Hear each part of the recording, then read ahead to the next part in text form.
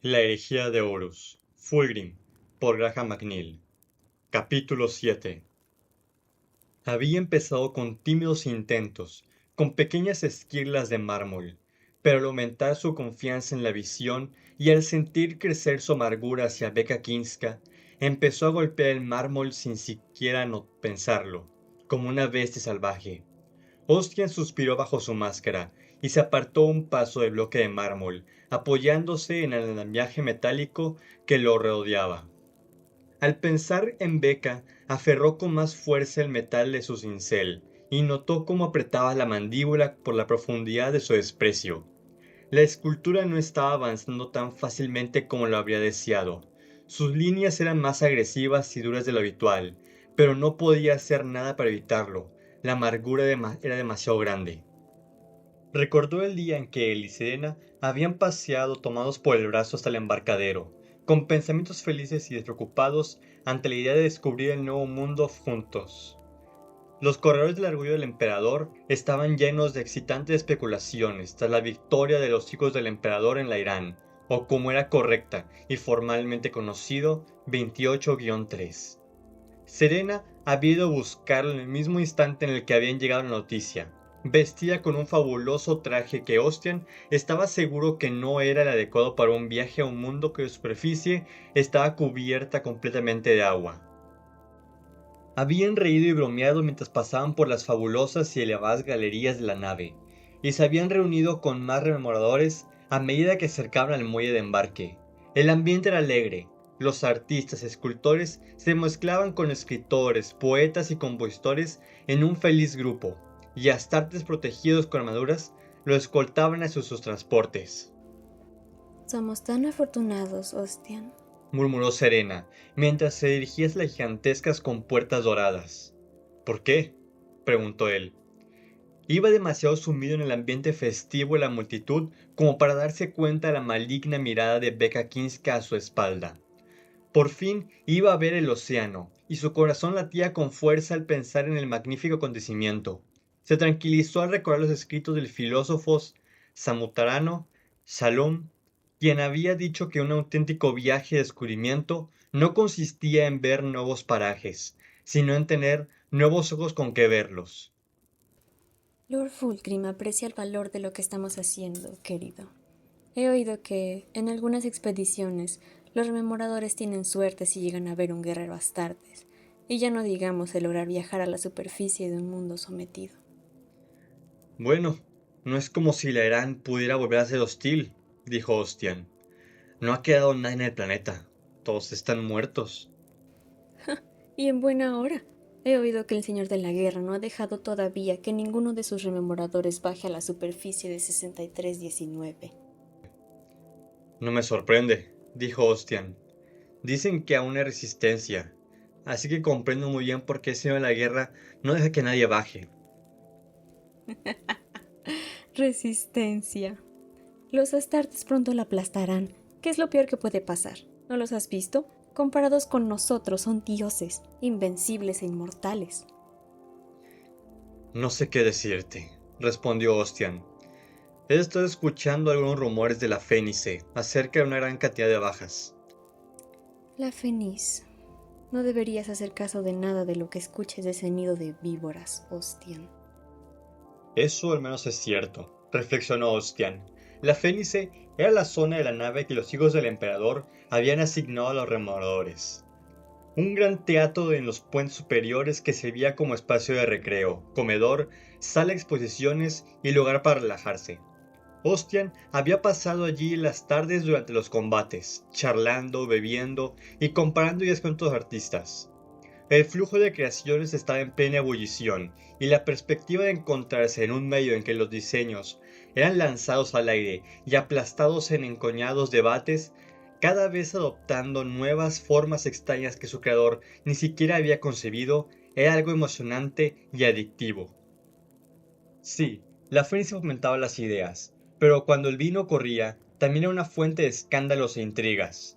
Austin sabía que era imposible poner a tanta gente con predisposición artística en un mismo lugar sin que se generaran óperas basadas en rumores obscenos, algunos indudablemente ciertos, pero muchos totalmente equivocados, calumniosos y absolutamente demenciales. Pero las historias que habían surgido respecto a la ferocidad de los combates en la Irán tenían un aura de verdad. 300 astartes muertos era lo que la gente decía, pero otros elevaban la cifra hasta los 700, y posiblemente 6 veces ese número de heridos. Aquellas cifras eran totalmente imposibles de creer, pero Ostian no podía dejar de preguntarse por el tremendo poder desplegado para destruir toda una civilización. Sin duda, era cierto que los astartes que había visto por la nave estaban más sombríos, pero ¿de verdad que las bajas podían ser tan cuantiosas? Todos los pensamientos sobre los astartes muertos ya se habían desvanecido para cuando él y Serena llegaron al muelle de embarque tras atravesar las grandes compuertas que los separaban del resto de la nave. Ostian quedó boquiabierto ante las dimensiones y el ruido de aquel lugar. El techo se perdía en la oscuridad, y los servidores y las naves en su extremo más lejano parecían minúsculos a causa de la distancia. La fría oscuridad del espacio era visible a través de la parpadeante rectángulo de luces rojas que indicaban el límite del campo de integridad, y Ostian se estremeció aterrorizado ante la idea de que sucediera si eso fallaba. Los amenazantes Stormbird y Thunderhawk estaban situados en los pontones de lanzamiento que recorrían toda la longitud del gigantesco muelle, con sus cascos púrpura y dorado brillantes y relucientes, pues eran cuidados como si fueran los mejores sementales de la cuadra. Numerosos trenes de suministro serpenteaban por el muelle, transportando cajas de munición, estantes de misiles y cisternas de combustible, y los tripulantes con uniformes de brillantes colores dirigían el caos con un control y tranquilidad que Ostian encontró sorprendente. Dondequiera que mirara veía actividad, el zumbido de una flota que acababa de estar en guerra, y la ensordecedora maquinaria de la muerte convertida en algo mecánico y prosaico por la repetición. Cierra la boca, Ostian. Le dijo Serena, sonriendo ante su asombro. Lo siento, musitó, pero siguió encontrando nuevas maravillas y a cada paso. Gigantescas grúas que levantaban vehículos blindados con sus garras mecánicas como si no pesaran en lo absoluto, y falanges de guerreros astartes marchando y entrando y saliendo con una perfecta sincronización de las cañoneras. Sus escoltas lo mantenían en línea, y Ostian pronto reconoció el intrincado ballet de movimiento que tenía lugar en el muelle de embarque, sin el cual ese lugar habría sido una pesadilla de colisiones y anarquía. Donde anteriormente había una irreverente atmósfera ante los removedores, toda frivolidad había sido abandonada al ser conducidos por el muelle de embarque, hacia un bello y gigantesco guerrero astartes y un par de encapuchados iteradores que se encontraban sobre un podio cubierto con una tela púrpura. Reconoció al marine espacial como el primer capitán Julius Caesonon, el guerrero que había acudido al recital de Becca Kinska, pero era la primera vez que veía a los dos iteradores. ¿Por qué están aquí los iteradores?, susurró Ostian. ¿Seguro que no queda población que controlar? No están aquí por los Laer. Están aquí por nosotros. ¿Por nosotros? Así es. Aunque Lord Fulgrim nos tiene en gran consideración, supongo que quiere asegurarse de que veamos las cosas que tenemos que ver y que diremos lo que tenemos que decir cuando regresemos.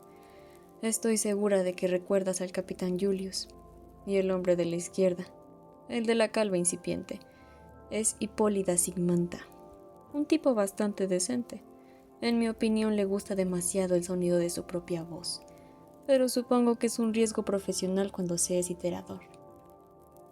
¿Y la mujer?, preguntó Ostian, a quien le picó la curiosidad del asombroso rostro de la mujer de pelo oscuro, más oscuro que una ala de cuervo.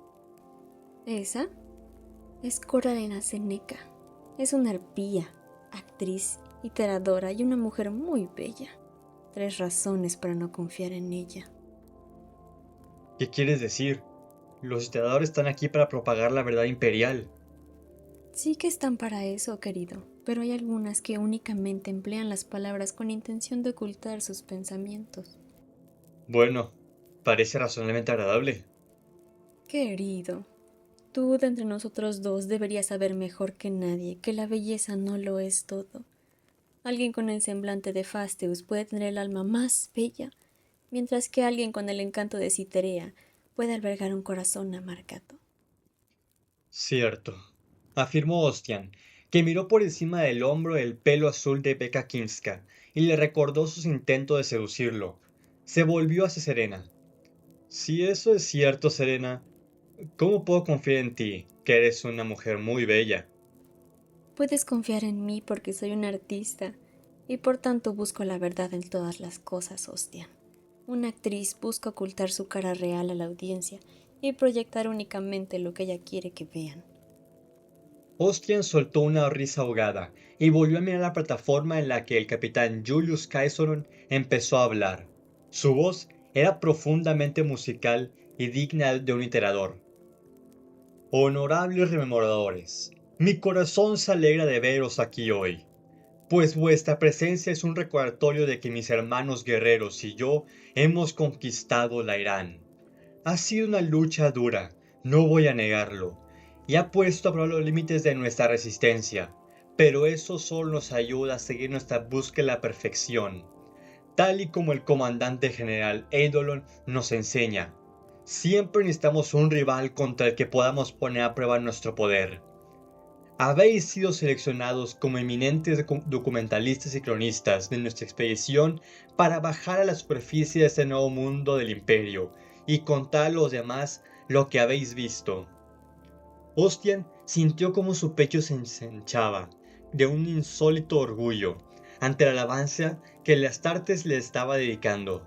Sorprendido por la elocuencia del guerrero, había pronunciado en su discurso: la Irán toda es una zona de guerra activa, y mientras que las unidades del comandante general Fail Palatines aseguran el planeta, he de advertiros que veréis pruebas de esta guerra y del crudo y sangriento final de la matanza. No temáis, pues para hablar de la verdad de la guerra debéis verla en toda su gloria y brutalidad. Experimentaréis todas las sensaciones de la historia para que tengan trascendencia.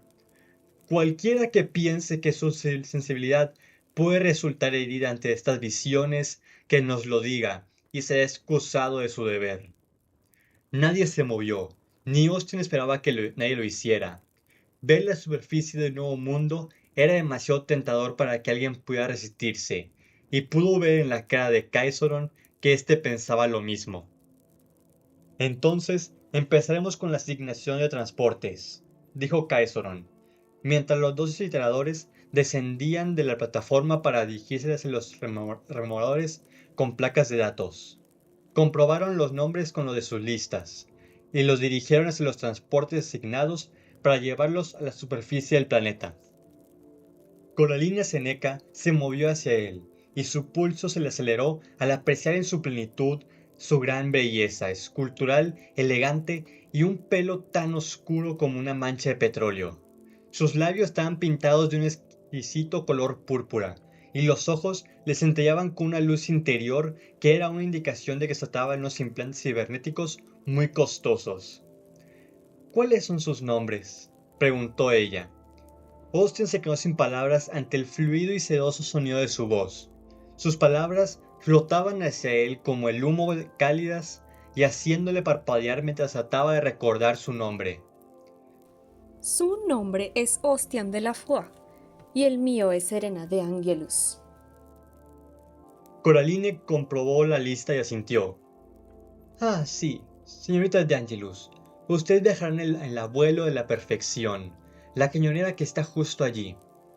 Se dio la vuelta para seguir andando, pero Serena la tomó de la túnica y le preguntó. ¿Y mi amigo? De la Foix, sí, dijo Coraline. Mucho me temo que su invitación para la superficie ha sido revocada. ¿Revocada?, preguntó Ostian. ¿De qué está hablando? ¿Por qué? Coraline negó con la cabeza. No lo sé. Todo lo que sé es que no tienen permiso para visitar 28-3. Sus palabras fueron seductoramente pronunciadas, pero atravesaron el corazón como cuchillos ardiendo. No lo entiendo. ¿Quién revocó mi invitación? Coraline comprobó la lista con una mirada exasperada. Aquí dice que el capitán Caesar la revocó por consejo de la señorita Kinska. Es todo lo que puedo decirle. Y ahora, si me disculpan. La literadora siguió su camino, y Osten se quedó aturdido y sin palabras ante la magnitud de la malicia de Becca Kinska. Miró hacia arriba, desde el muelle, a tiempo para verla subir a la rampa de embarque de una Stonebeard, mientras le enviaba un beso burlón desde la palma de la mano. ¡Maldita zorra!, gritó, apretando los puños. No me lo puedo creer. Serena le apoyó la mano en el brazo. Esto es ridículo, querido, pero si no puedes ir, yo tampoco lo haré. Verla Irán no significa nada si no estás a mi lado. Ostian hizo un gesto negativo con la cabeza. No, tú debes ir. No pienso permitir que esa loca de cabello azul nos arruine el placer a los dos. Pero yo quería enseñarte el océano. Habrá otros océanos, dijo Ostian, mientras intentaba luchar por mantener su amarga decepción bajo control. Ahora vete, por favor. Serena asintió lentamente y le tocó la mejilla. De forma impulsiva, Ostian la tomó de la mano y se inclinó para besarla. Sus labios rozaron su maquillada mejilla y ella sonrió ante el contraste. Te lo contaré todo, con todo tipo de nauseabundos detalles cuando vuelva. Te lo prometo. Ostian la vio abordar la cañonera antes de ser escoltado de vuelta a su estudio por un par de guerreros astartes con rostro torvo. Allí empezó a atacar el mármol con rabia.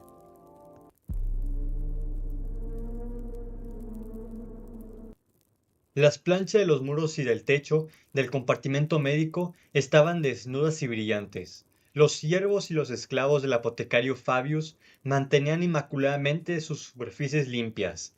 Mirándose en ellas día y noche, Solomon sentía que estaba volviéndose loco allí, tendido mientras sus huesos se curaban, incapaz de ver nada que no fuera una blancura total.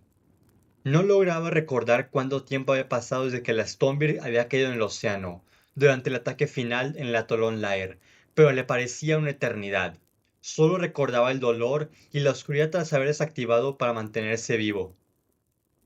La mayor parte de sus funciones vitales hasta que la nave de rescate había sacado su cuerpo roto entre los restos.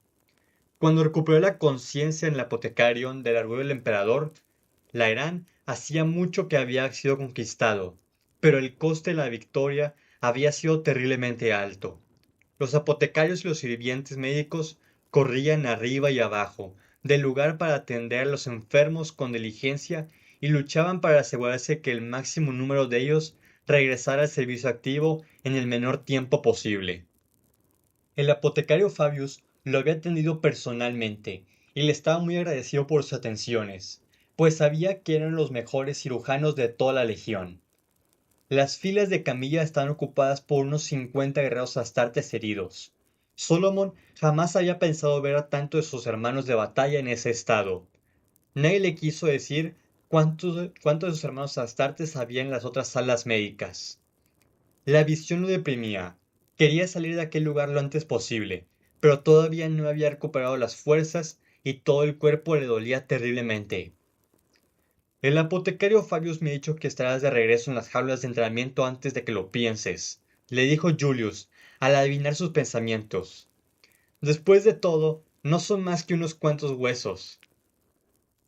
Julius había estado sentado junto a él en el taburete metálico desde que Solomon se había despertado por la mañana. Su armadura estaba reluciente y pulida después de que los artificieros de la Legión hubieran reparado todos los daños causados por los combates.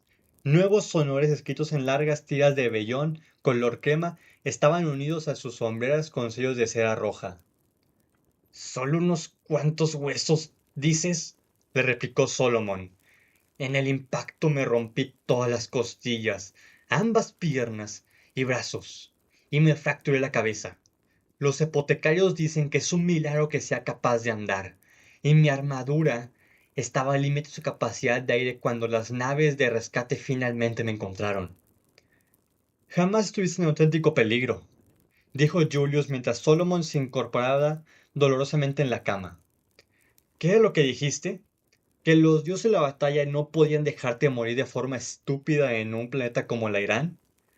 Bien, no lo hicieron, ¿verdad? No, se quejó Solomon. Supongo que no. Pero tampoco me dejaron participar en la batalla final.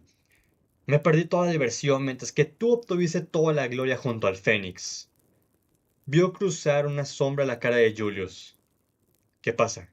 Dijo. Julius se estremeció. No estoy seguro. Es solo... Es solo que no estoy seguro de que hubieras querido estar junto al Primarca al final de todo. Fue algo antinatural lo que ocurrió en el templo.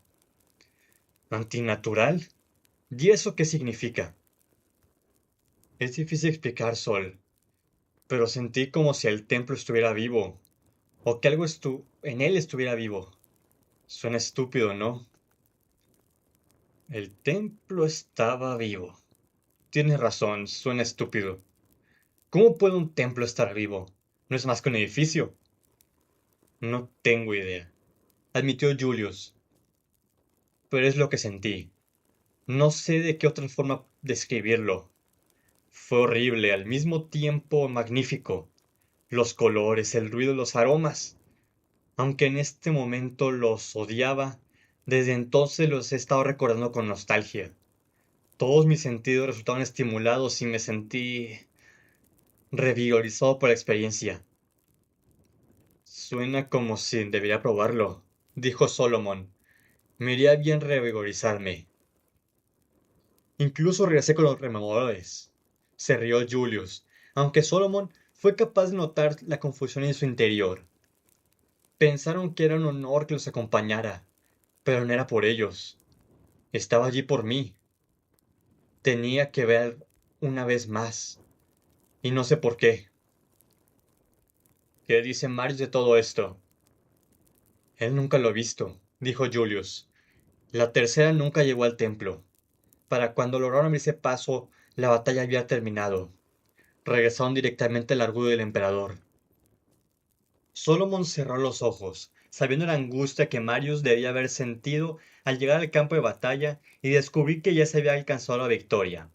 Había oído que la tercera no había logrado llegar al campo de batalla según lo meticulosamente planeado por el primarca, y sabía que su amigo debía estar sufriendo terribles tormentos solo de pensar no haber cumplido con su deber. ¿Cómo está Marius? Preguntó al cabo de un momento. ¿Has hablado con él? No mucho, respondió Julius.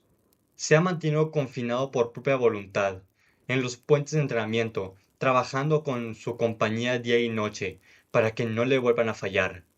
Tanto él como sus guerreros están avergonzados. Pero Fury nos ha perdonado. ¿Los ha perdonado? Preguntó Solomon, repentinamente furioso. Por lo que he oído, la zona sur era la que estaba más defendida de todo el atolón. Muchas de sus fuerzas de asalto fueron derribadas por el camino, así que no tienen ninguna posibilidad de que llegaran hasta Fulgrim a tiempo. Julius asintió. Tú lo sabes y yo lo sé, pero trata de decirlo a Marius. Por lo que a él refiere, la tercera falló en el cumplimiento de su deber, y debe luchar con el doble de ahínco para recuperar su honor. Debería de ser totalmente imposible que pueda reunirse con el primarca al primer tiempo. Posiblemente, pero ya conoce a Marius, señaló Julius. Piensa que debería haber encontrado una forma de vencer a su enemigo abrumadoramente superior. Habla con él, Julius, dijo Solomon. Lo digo en serio. Tú sabes cómo puede llegar a obsesionarse. Hablaré con él más tarde, respondió Julius, levantándose del taburete. Él y yo formamos parte de la delegación para encontrarse con Ferrus Manus cuando venga a bordo del orgullo del emperador. ¡Ferrus Manus! Exclamó Solomon, sentándose de golpe y doblándose del dolor al tirarle las heridas. ¿Va a venir? Julius le apoyó la mano sobre el hombro. Tenemos que reunirnos con la 52ª expedición dentro de 6 horas, y el primarca de los Manos de Hierro va a subir a bordo. Ulrim y Vespasian quieren que alguno de los capitanes más veteranos formen parte de la delegación. Solomon trató de incorporarse una vez más y sacó las piernas de la cama. Su visión se enturbió y tuvo que sostenerse con fuerza la armazón de la cama mientras las brillantes paredes de la sala se volvían enfermizamente cegadoras. Debo estar allí, dijo vacilantemente. No estás en condición de estar en ningún otro lado que no sea Aquí, amigo, dijo Julius. Caffen representará la segunda. Él tuvo suerte. Logró salir de la colisión con unos pocos arañazos y contusiones. Caffen, dijo Solomon, que volvió a hundirse en la cama. Él era un Astartes invencible e inmortal, y esa debilidad le era totalmente ajena. Vigílale. Es un buen chico, pero a veces es demasiado bruto. Julius rió antes de contestar. Duerme un poco, Solomon. ¿Entendido? ¿O es que el estrellarte también te rompió el cerebro? ¿Dormir? Dijo Solomon, mientras se desplomaba nuevamente en la cama. Ya dormiré cuando esté muerto. El muelle de embarque superior había sido designado como el lugar donde se recibiría la delegación de los Manos de Hierro, y Julius estaba muy emocionado ante la perspectiva de ver a Ferrus Manus. Los hijos del emperador no habían vuelto a luchar junto a la 10ª Legión desde los campos sangrientos de Tigris, y Julius recordaba los gritos de victoria y las piras victoriosas con gran orgullo. Llevaba en su capa marfileña, con los bordes decorados con hojas y águilas escarlata, así como un laurel de oro ceñido en la frente. Sostenía el yelmo en el bajo el brazo, igual que sus hermanos, que esperaban junto a él, para recibir a Ferrus Manus. Marius se encontraba a su izquierda, con los adustos rasgos ocultos tras una sombría expresión que destacaba entre las emocionadas caras expectantes de los hijos del emperador. Julius pensó que Solomon tenía razón. Decidido, tenía que vigilar a su hermano e intentar sacarlo del pozo de autocompasión en el que se había hundido. En contraste, Gaius Caffen apenas podía contener su excitación. Cambiaba el peso del cuerpo de un pie a otro, incapaz de creer la suerte que había tenido por haber escapado indemnemente del choque que había dejado gravemente herido a su capitán, y así ser seleccionado para unirse a esta angusta asamblea. Otros 4 capitanes formaban el resto del comité de bienvenida: Xiandor, Tyron, Ateneus, Hellspawn. Julius conocía a Xiandor razonablemente bien, pero los demás únicamente los conocía por su reputación. El comandante general, Vespasian, hablaba tranquilamente con el primarca, que estaba resplandeciente con su armadura de combate completa y alada gorguera dorada sobresaliendo por encima de sus hombros, hasta el nivel del alto yelmo. Su capucha de láminas le caía sobre las sombreras de la armadura, como una cascada resplandeciente. Ceñida la espada de dorada de filo de fuego, y Julius se sintió enormemente feliz de ver esa espada en el cinto de Fulgrim, y no la espada argenta que había encontrado en el templo de los Lair. Detrás de ellos, la tremendamente curva proa de la pájaro de fuego observaba la escena. La nave de asalto del primarca mostraba una capa de pintura fresca después de la accidentada entrada en la atmósfera de la Irán. Vespasian asintió lo que fuera que Fulgrim estaba diciendo, y se dio la vuelta para dirigirse a los capitanes de la compañía. Su cara mostraba una expresión de serena diversión. Vespasian era todo lo que Julius siempre había deseado ser como guerrero: controlado, grácil y totalmente letal. Su pelo dorado era corto y expresamente rizado, y sus rasgos eran la viva imagen de lo que los Astartes debían de ser: rígidos, angelicales y severos. Julius había luchado junto a Vespasian en innumerables campos de batalla, y los guerreros que dirigía aseguraban que su poderío era similar al del primarca, aunque todos sabían que tal aseveración era broma. Servían para motivar a sus guerreros para realizar hazañas de un mayor valor y fuerza para tratar de emular a su comandante. Vespasian también era extremadamente simpático, pues sus increíbles habilidades como guerrero y comandante estaban atemperadas por una rara humildad que hacía que gustara inmediatamente a los demás. Siguiendo la doctrina de los hijos del emperador, los guerreros que seguían a Vespasian imitarían su ejemplo en cualquier cosa, y lo utilizarían como modelo de cómo puede alcanzar la perfección por medio de la pureza de la determinación. Vespasian recorrió la línea de capitanes, asegurándose de que todo estaba en orden y que sus capitanes honrarían a la legión. Se detuvo ante Gaius Caffen y sonrió. Seguro que no eres capaz de creerte la suerte que has tenido, Gaius, dijo Vespasian. No, señor, le contestó Cafen. No me dejarás en mal lugar, ¿verdad? No, señor, le respondió Cafen. Vespasian le pañó con el guantelete a la hombrera. Buen chico, me he fijado en ti, Gaius. Espero que consigas grandes gestas en la próxima campaña. Cafen sonrió, orgulloso mientras el comandante general se movía para colocarse entre Julius y Marius.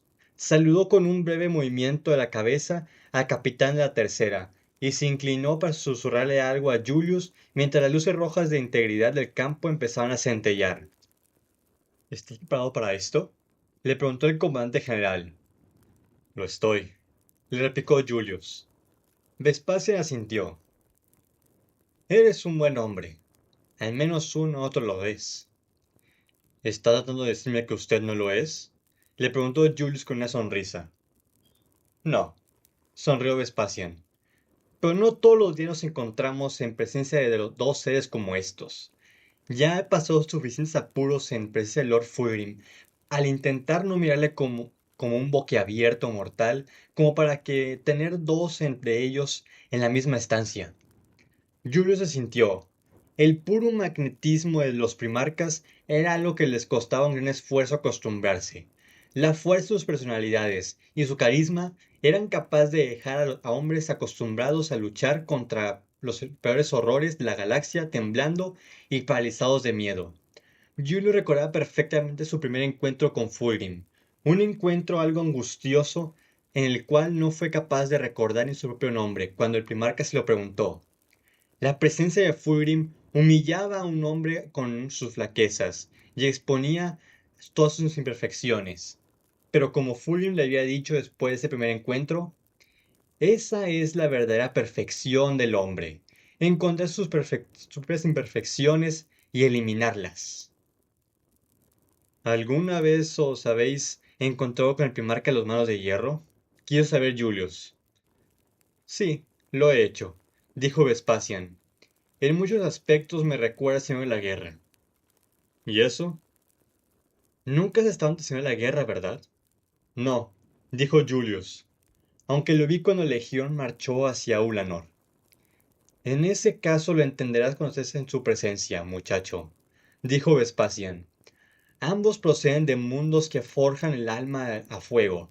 Sus corazones están forjados a un fuego y acero, y la sangre de Medusa corre en las venas de la Gorgona, fundida, imprescindible y violenta. ¿Por qué le llamas Gorgona, Ferrus Manus? Vespasian se rió entre dientes mientras la inmensa forma de una Stonebeard considerablemente modificada atravesaba el campo de integridad. Su casco negro como la medianoche resplandecía con las gotas de condensación. Los motores rugieron cuando la nave giró. Su increíble tamaño estaba considerablemente incrementado por sistemas de misiles y compartimientos adicionales para almacenaje instalados en la parte posterior. Algunos dicen que es una referencia a una antigua leyenda de la hegemonía olímpica, dijo Vespasian. La Gorgona era una bestia tan increíblemente fea que solo con mirarla un hombre podía convertirse en piedra. Julius quedó horrorizado por el poco respeto implícito en dicho término. ¿Y la gente puede insultar de esa forma al primarca? No te preocupes, muchacho, dijo Vespasian. Creo que a Ferrus Manus en realidad le divierte el nombre. Pero en cualquier caso, no es de aquí donde procede tal denominación. ¿De dónde procede, pues? Es un antiguo mote que nuestro primarca le puso hace mucho tiempo, dijo Vespasian.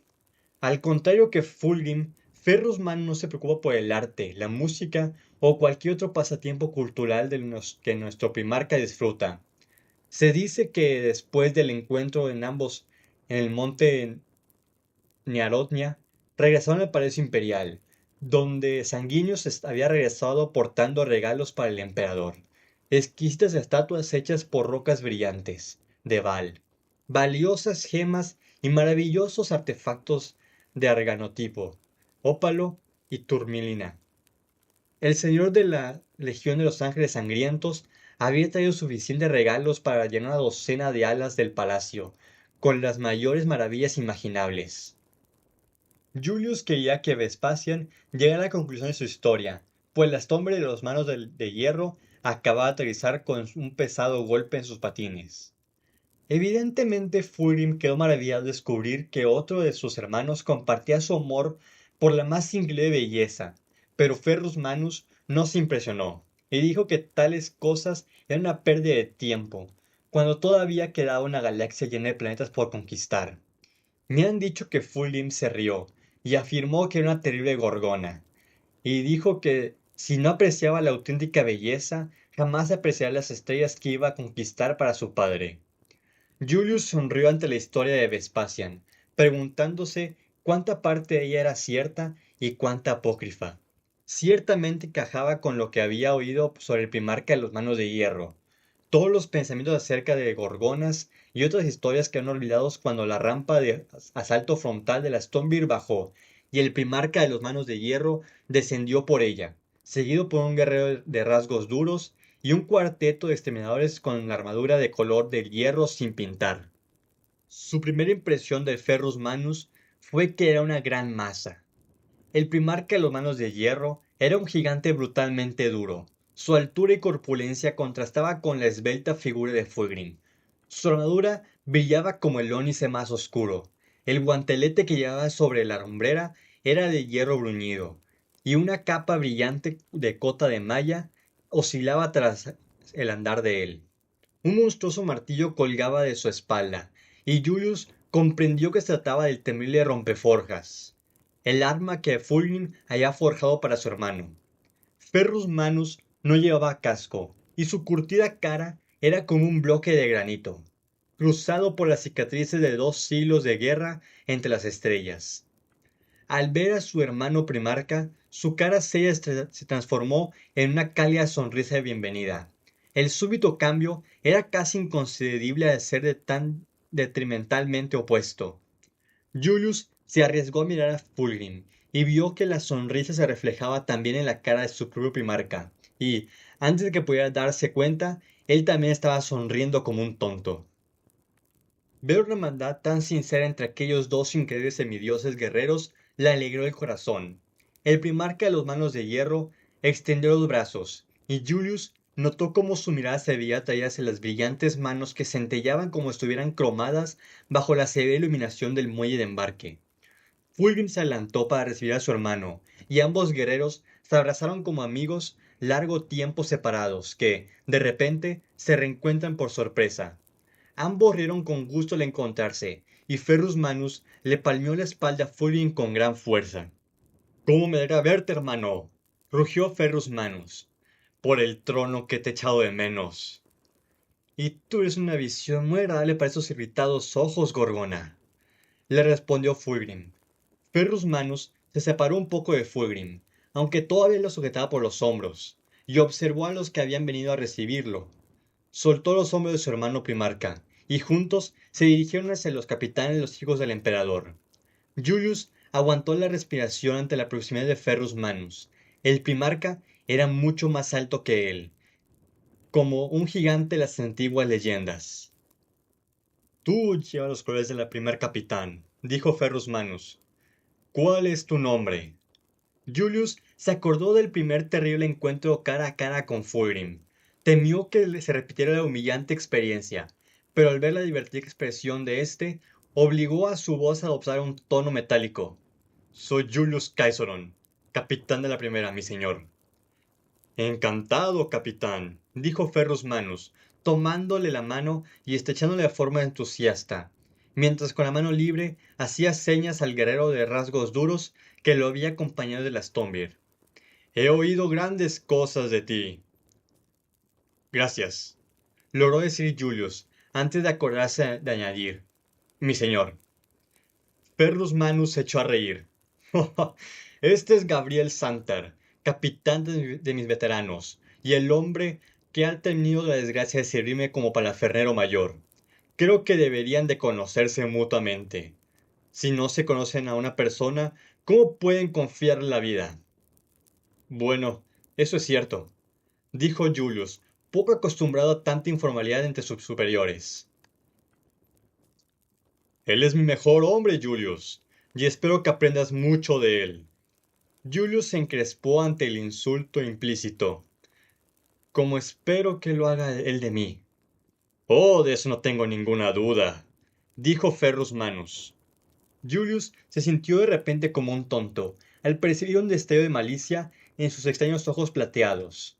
Su mirada pasó del primarca a Xantar, y vio un mudo respeto al mirarse mutuamente de la forma en que lo hacen los grandes guerreros al preguntarse quién era el mejor de los dos.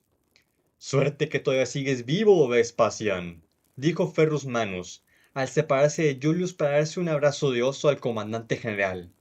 Y la pájaro de fuego. Hace mucho que no he visto volar al Fénix. Pronto lo verás, hermano. Y mucho, le prometió Fulgrim.